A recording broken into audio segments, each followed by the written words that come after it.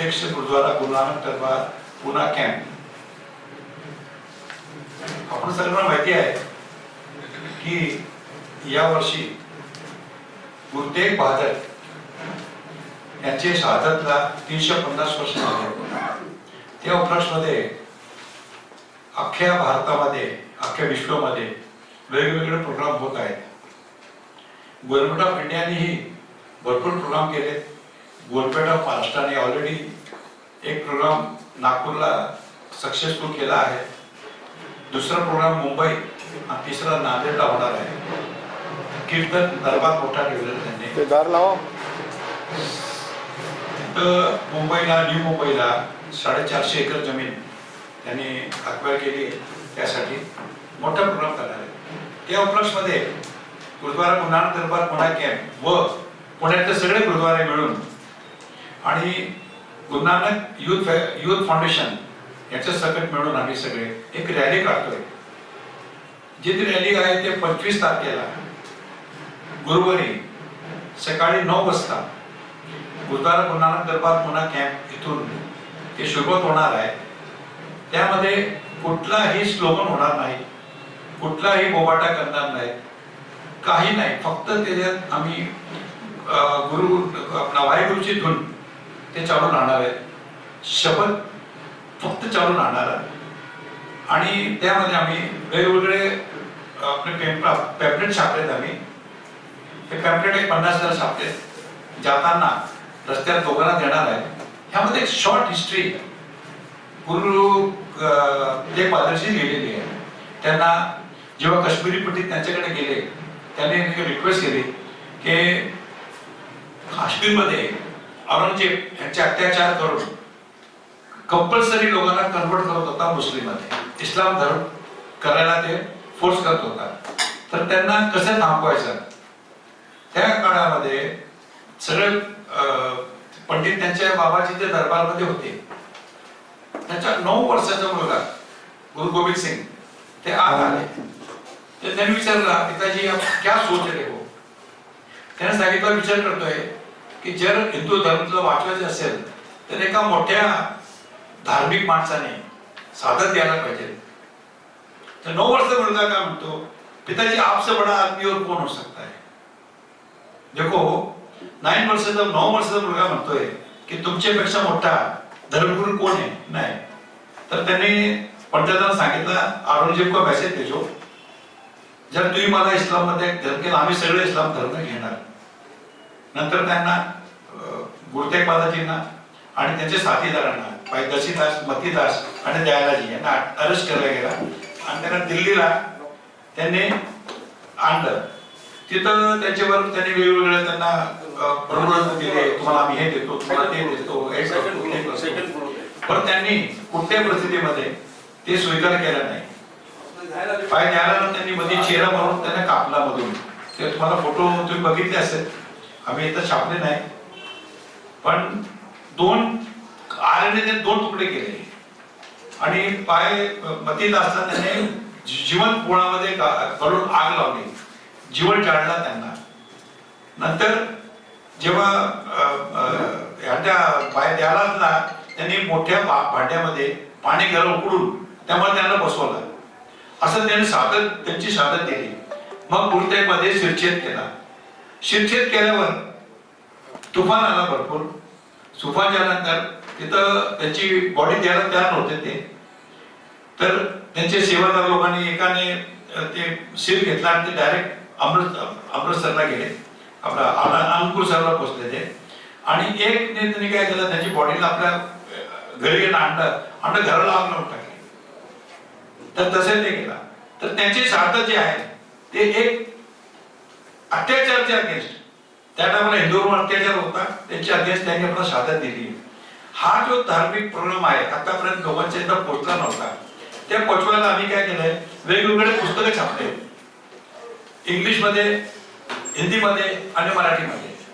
त्यामध्ये त्यांना आम्ही सगळ्या शाळेमध्ये वाटतोय आणि त्यांना रिक्वेस्ट करतोय की ह्याच्यावर मुलांना वाचायला सांगा आणि निबंध लिहा. निबंध त्यांनी जर निबंध लिहिला तर आम्ही त्याला 100 रुपये देतोय. एक मुलाला 100 रुपये देणार, किती मुलं असू दे. ज्यांनी वाचून याच्यावर निबंध लिहिला त्यांना आणि चांगले लिहिलेले 1100 2100 असं प्राईज देणार वेगवेगळे.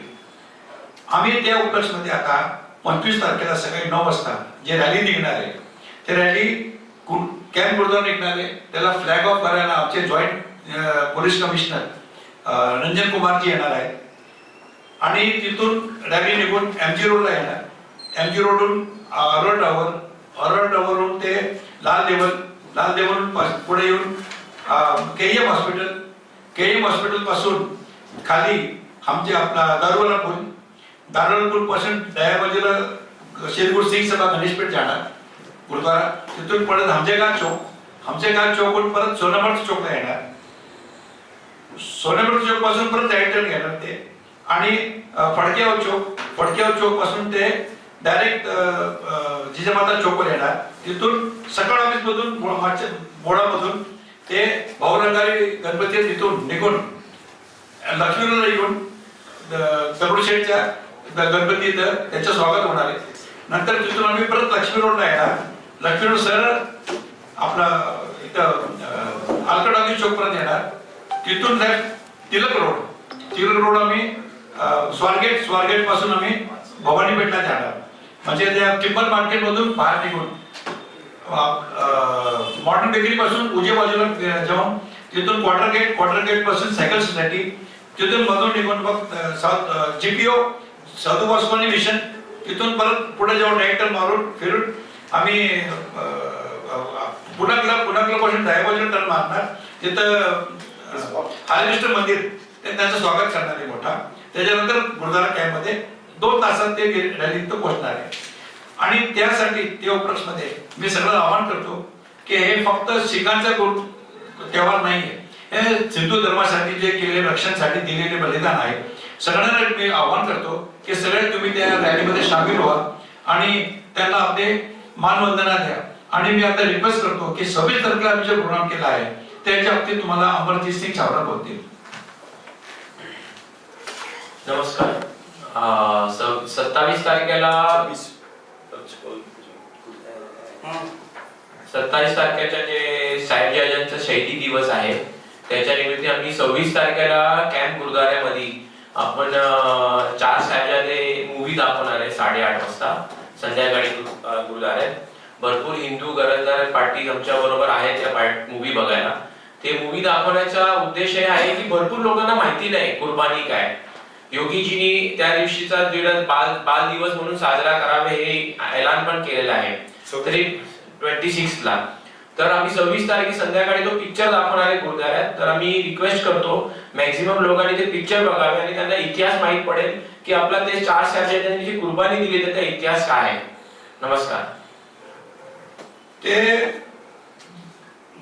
छोटे साहेबजादे जे होते त्यांना जेव्हा सांगितलं की तुम्ही मुस्लिम धर्म स्वीकारा ते नाही केला तर त्यांना दिवारमध्ये चिरडून त्यांनी त्याच्या देवस्थान दिलेलं आहे, शैली दिलेली आहे. त्यासाठी लोकांना माहित नव्हता. त्यासाठी पिक्चर बनवली गेलेली आहे.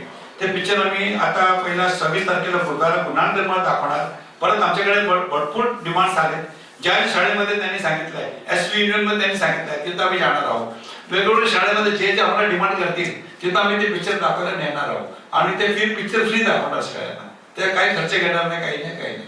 आणि त्यानंतर आता गुरु गोविंद सिंगचा प्रकाश उत्सव पण येणार आहे. तर आम्ही 1 तारखेला एक नगर कीर्तन काढतोय पुण्यात. कॅम्प गुरुद्वारा निघून ते गणेशपेठ गुरुद्वारा शेरगुर सिंग सभाला येणार आहे. त्यासाठी मी लोकांना आवाहन करतो की तुम्ही या 2, 3 आणि 4 3 दिवस कीर्तन दरबार ते गुरुद्वारा कॅम्प मध्ये ठेवलेलं आहे. 27-28 मध्ये शेती गुरुपर्व म्हणून आम्ही गुरुतेग बहादुरजी आणि साहेबजाद्यांचे आहेत यामध्ये आम्ही 27-28 ला कीर्तन दरबार कॅम्प मध्ये ठेवलेला आहे. हा प्रोग्राम सगळे चालू राहणार आहे. आणि सगळ्यात मोठी गोष्ट ऐकण्यासारखी गोष्ट सर 31 तारखेला डिसेंबरला ज्या माणसाने ज्या मुलांना जेव्हा मुले अरेस्ट होते त्यांना थंड गुडमध्ये ठेवला होता. दादी मतलब गुरुतेग बहादुरजी मिसेस त्यांची वाईफ आणि गुरु गोविंद सिंगची आई आणि ह्या 2 मुलं ह्यांना थंड गुडमध्ये ठेवला होता त्रास द्यायला की तुम्ही मुस्लिम व्हा. ते नाही झाले. तर त्यांना एक मोतीराम मेहरा म्हणून एक तिथं व्यापारी होता मोठा. तर त्यांनी काय केलं तिथे लोकांना ब्राईब केला. त्यांनी त्यात दूध पाजला 3 रात्री. त्यांनी लाखो रुपये तरी खर्च केले त्या टायमाला त्यांनी आपलं सगळं जमीन विकली, सगळं विकला, लोकांना पैसे देऊन, कारण मुलं आजे उपाशी होते, तर त्यांना रोज रात्री जाऊन तो दूध पाजायचा.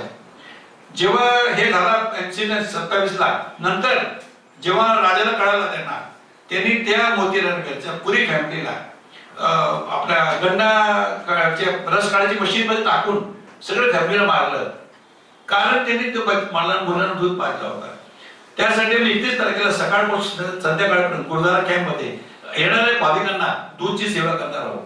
त्यांची यादमध्ये, कारण जे दूध साठी त्याने जीव दिला त्यांच्या यादमध्ये आम्ही ते 31 तारखेला मोठा प्रोग्राम ठेवलेला आहे. सकाळ ते संध्याकाळपर्यंत दूध लोकांना तिथं आम्ही पाजणार आहोत. याद धरेंगे की जे माणसाने आपल्या बलिदान दिलं आहे त्यांचं आम्ही आठवण करून हे करतोय प्रोग्राम. आणि मी सगळं आवाहन करतोय की तुम्ही सगळे या आणि त्या प्रोग्राम अटेंड करा, रॅलीला अटेंड करा, सगळं प्रोग्राम तुम्ही घेऊ शकता. काय विचार?